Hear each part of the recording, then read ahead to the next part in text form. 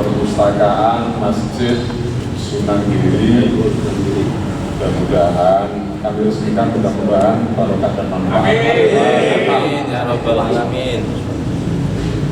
Bismillahirrahmanirrahim. Amin.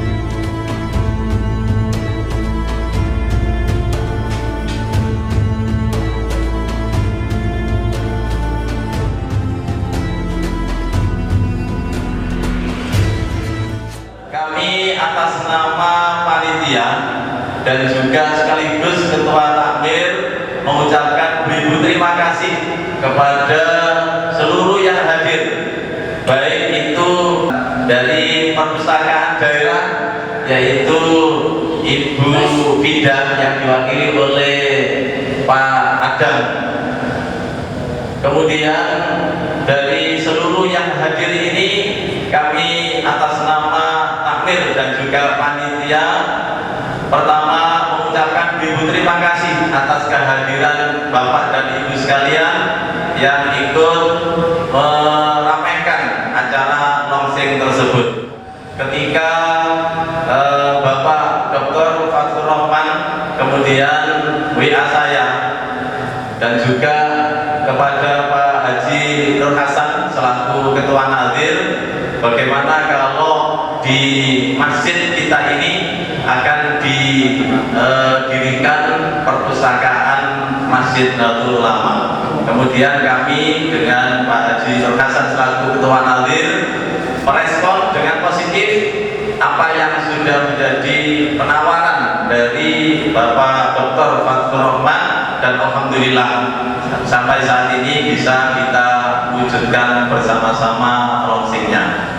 Inti daripada kegiatan adanya perpustakaan di masjid ini adalah menumbuhkan minat baca, minat tulis bagi generasi kita. Karena saat ini kelihatannya dengan era globalisasi saat ini, yang namanya anak itu lebih cenderung terima mateng. Jadi kalau disuruh membaca sendiri, disuruh menulis, itu biasanya agak enggak. Oleh karena itu dengan ada kegiatannya ini, maka minat baca, minat tulis dan lain sebagainya ini akan tumbuh dari Masjid Nahdlatul Ulama Sunan Giri Lamongan, dan sekaligus sebagai rangkaian daripada satu abad Nahdlatul Ulama. Ketika dimulainya launching satu abad dan juga hari santri, saya tak inting-inting itu nanti kira-kira kegiatan apa? Kopi. Iya, kalau sampai nggak bikin kegiatan, nama Cakur itu tidak kita nobatkan menjadi idolanya Majar dipenuhi dengan tapi ternyata yang namanya orang cerdas dimanapun tempat itu bisa untuk mengkreasi sebuah kegiatan, dan kegiatan inilah yang membuat saya kaget, dan juga beberapa tahun terakhir saya itu berpikir kira-kira masjid itu perlu dikreasi apa ya. Ini tidak lupa untuk ketua perpusnya. Di mana ketua perpusnya? Jangan cerita Mas Soleh. Mas Soleh ini pernah saya sandra di desa saya.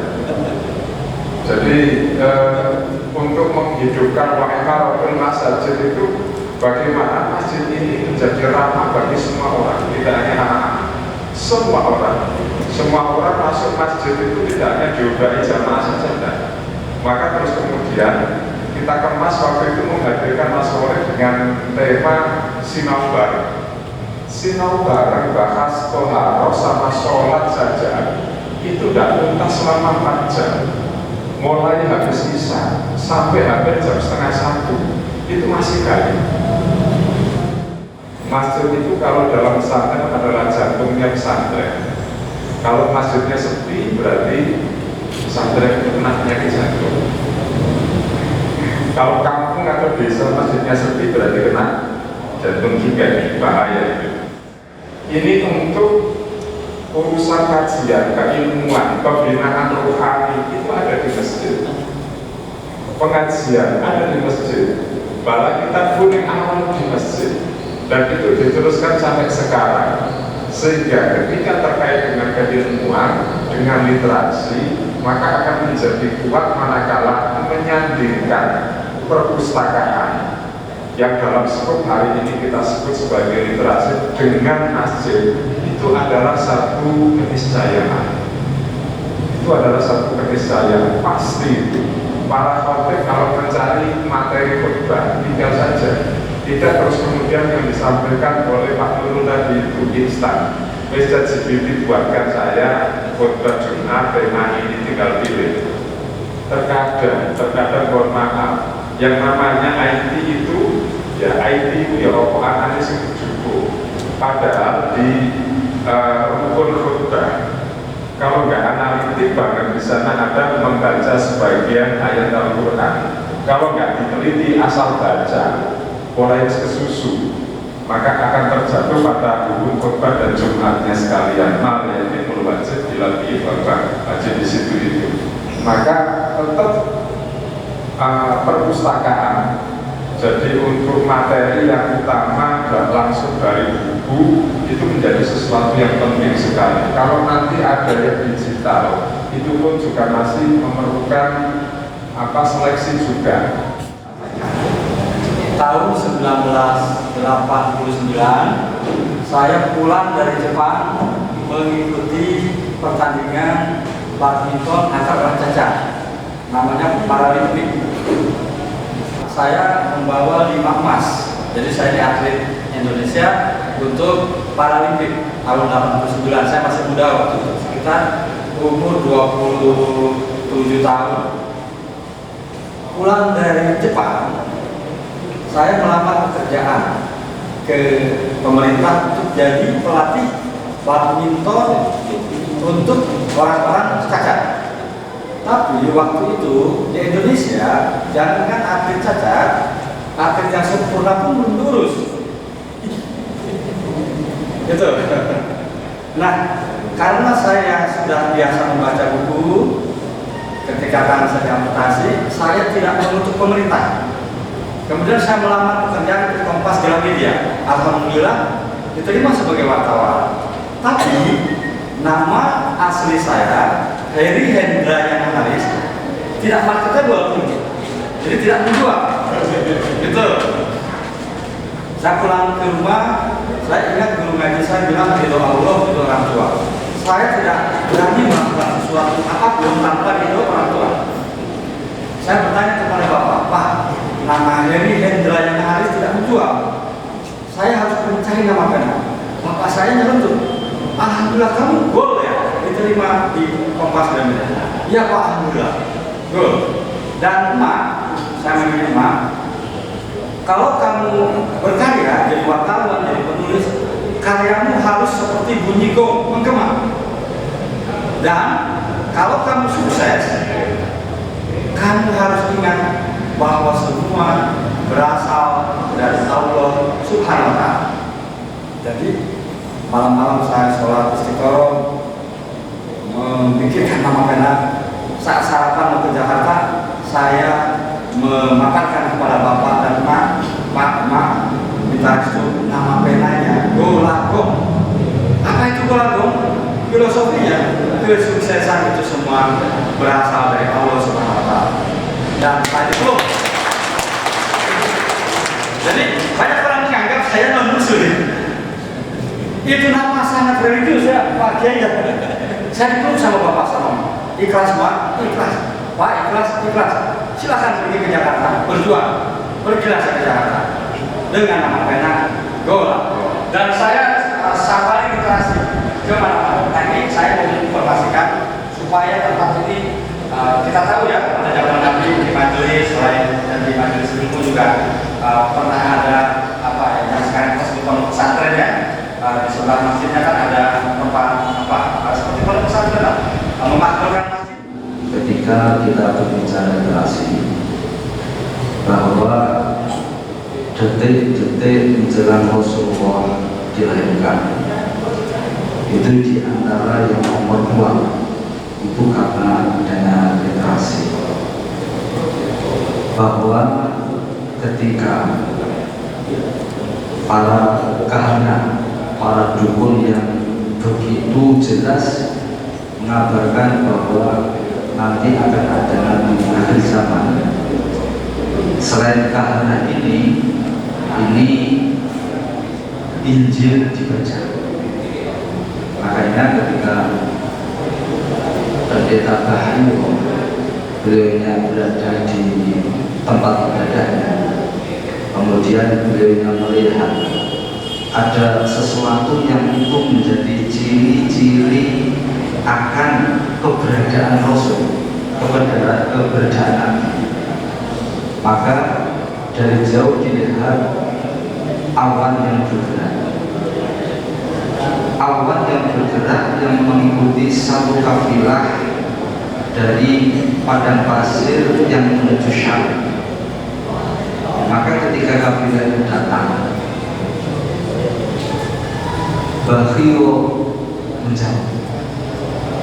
Memang tradisi menjamu sejak zaman dulu sudah ada.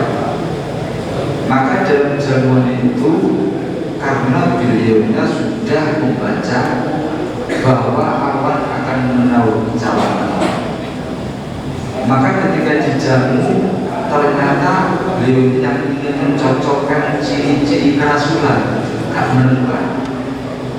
Padahal dari jauh sudah dipastikan kafilah itu diantaranya mesti ada calon nabi. Kenapa? Karena mulai jauh dari padang pasir terus bergerak menaungi. Maka ketika dicari nggak ada pertanyaan, wahai kafilah, ketuanya ini adalah beliau. Apakah masih ada rombongan yang belum masuk di jamuanmu? Jawabnya ada. Di manakah? Di luar, jaga badan dagangan. Maka seketika dicarikan di sana, dan ternyata ada anak 12 tahun yang ganteng. Di antara sininya muncul kenabiannya, dibuka di bukunya ada cap kenabiannya, kemudian pohon-pohon yang menaungi sampai menunduk kenapa? Agar si anak 12 tahun ini tidak sampai kena sinar. Dia hakul yakin karena dia baca. Di satu sisi, ketika nanti dakwah yang pertama di tahun 610 Masehi, bagaimana orang-orang kafir Quraisy memusuhi, membuli, menyiksa, bahkan pada tahun ke-13 kenabiannya akan dibunuh. Kenapa bertolak belakang? Karena masyarakat Arab memang jahiliyah, sedangkan di antara agama-agama Saudi ini istiqomah membaca dan membaca. Sampai kemudian misalnya beliau, wahai Abu Thalib, bawa pulang. Kalau tidak mau bawa pulang, maka keponakanmu yang ini nanti akan dibunuh oleh orang Yahudi. Kenapa sebegitu yakinnya? Kenapa sebegitu kemudian mengakui keimanan tadi? Karena baca. Sungguh kehormatan dan kebanggaan bagi pemerintah Kabupaten Lamongan, khususnya Dinas Perpustakaan yang disuruh menghadiri peresmian perpustakaan ini, yang langsung ada ketua perpustakaannya. Bapak Ibu, saya ingin menginformasikan bahwasanya perkembangan perpustakaan yang ada di Lamongan itu sesuai dengan perkembangan satuan tugas pendidikan yang ada di Kabupaten Lamongan. Saya tidak bisa menghitung satu persatu jumlahnya SMP, SD, dan TK. Yang jelas ada beberapa yang terakreditasi itu belum sampai 50% lebih. Lalu perkembangan terkait dengan taman baca pendidikan masyarakat itu yang luar biasa, sampai 70% dari jumlah keseluruhan wilayah desa atau kelurahan di wilayah Kabupaten Lamongan. Itu pun taman baca baru dibebankan kepada kita karena ada surat edaran dari Perpusnas terkait dengan taman baca itu diurusi Dinas Perpustakaan. Saya tadi itu disebut sama Duta Baca Nasional karena di Lamongan ini ada Ibu Duta Baca. Ibu Duta Baca Lamongan itu ya Bu Bupati sendiri. Kalau Duta Baca Nasional itu tadi Pak Golagong, kepala dinas yang dibuat. Saya ini bukan kepala dinasnya, Bu Kepala Dinas tidak mengulangi sawenan hari ini karena beliaunya sibuk dan saya dipaksa oleh Kabur, dan memang kebetulan saja kan tadi didisposisi oleh Pak Kabinnya ya, udah bareng saya dengan Pak Kabinnya. Lalu saya datang ke sini.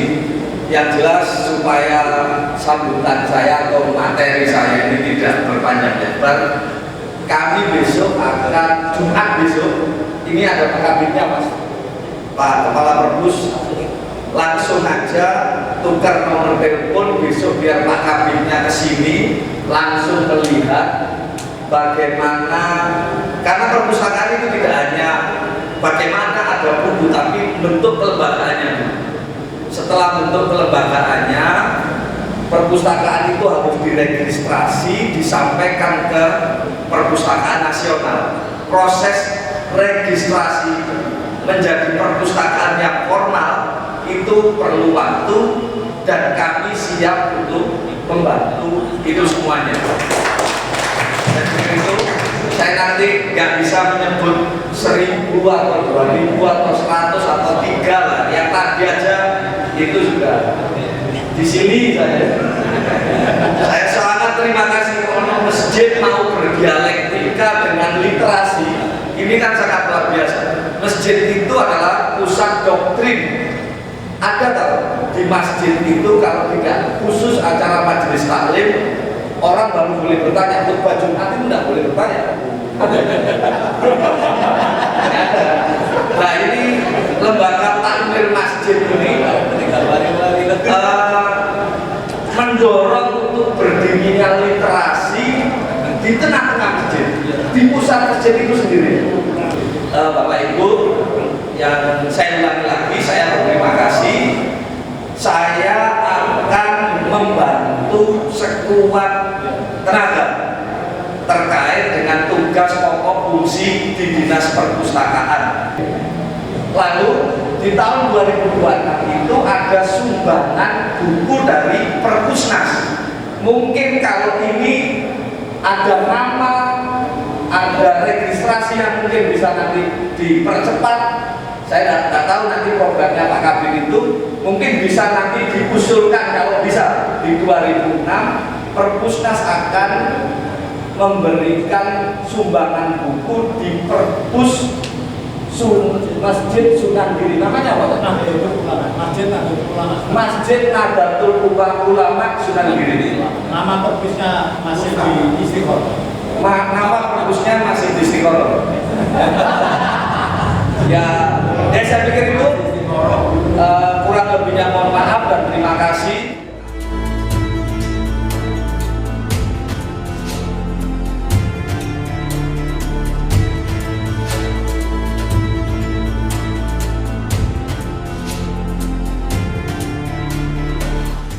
Terkait dengan kegiatan launching perpustakaan di Masjid Nahdlatul Ulama Sunan Giri, tentu kegiatannya adalah merupakan rangkaian yaitu peringatan Hari Santri Pengurus Cabang Nahdlatul Ulama. Tentu kegiatannya adalah talkshow yang dihadiri oleh Ketua PJNU, kemudian Duta Baca Nasional, kemudian Kementerian Agama Kabupaten Lamongan dan Kepala Perpustakaan Kabupaten Lamongan. Kegiatan-kegiatan tersebut adalah untuk meningkatkan terkait dengan manfaat dan tujuannya adalah untuk meningkatkan pengetahuan kepada remaja masjid atau santri atau masyarakat yang ada di masjid. Masalah diadakan perpustakaan di masjid ini terutama mengembangkan literasi, minat baca terkait dengan keagamaan dan meningkatkan kualitas keagamaan itu tersebut.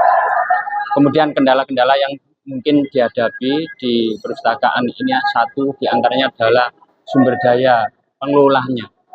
Jadi paling tidak nanti kendala yang dihadapi adalah struktur atau petugas-petugas di mana kemampuan untuk mengelola perpustakaan tersebut. Yang kedua terkait dengan IT, karena di masjid ini juga mungkin kalau diadakan IT di masjid itu bagaimana juga masih perlu pengajian. Disitulah diantaranya lembaga takmir masjid Pengurus Cabang Lamongan mengadakan perpustakaan-perpustakaan yang ada di masjid di seluruh Kabupaten Lamongan.